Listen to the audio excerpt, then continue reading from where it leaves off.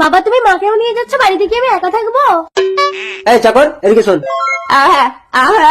আবার একমাত্র আদরের মেয়েকে বাড়িতে রেখে যাচ্ছি, লক্ষ্য রাখবি। লক্ষণ খারাপ। হ্যাঁ গো, তুমি মাংস পাহারা দিতে কুত্তা রেখে যাচ্ছ?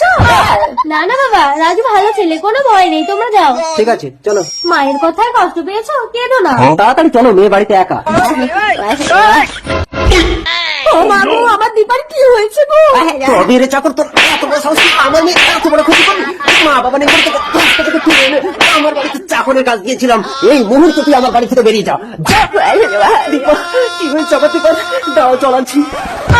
এটাকে কি করে? এ তো মনে হয় মরে গেছে। বাবা, ওই জানোয়ার আমার সাথে জবরদস্তি করার চেষ্টা করছিল, রাজু ওকে মেরে ফেলেছে। আমার রাজু কোথায়? রাজু! তার মানে রাজুকে আমি ভুল বুঝে মেরেছি। রাজু! ও বউ, ভীষণ পেটে যন্ত্রণা করছে, আমি আর বাঁচবো না। কি গো, আমি কি এই বয়সে বিধবা হবো? আমি বেঁচে থাকতে থাকতে তুমি আর একটা বিয়ে করে নাও। ঠিক আছে, তুমি তাহলে মরো, আমি বিয়ে করে নেব।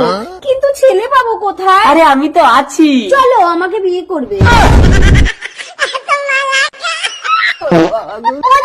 তুমি কি সত্যি সত্যি মরে যাবে? আরে না, তাহলে তোমার পেটে যন্ত্রণা করছে কেন? আসলে আমার না খুব জোরে পেচ্ছাপ লেগেছে। এবার কি হবে? দিদি তো ভেড়ানার সঙ্গে পালিয়ে গেল। আরে শালি, এটাই তো প্ল্যান। তোর দিদি না পালালে তোকে ঘরে ঢোকাবো কি করে? ফুলের চেয়ে ভালোবাসি আমি ফুলের কলি, ওগো আমার শালি। লোকে বলে শালি আমি ঘরওয়ালি, বলে লোকে শালি আমি ঘরওয়ালি।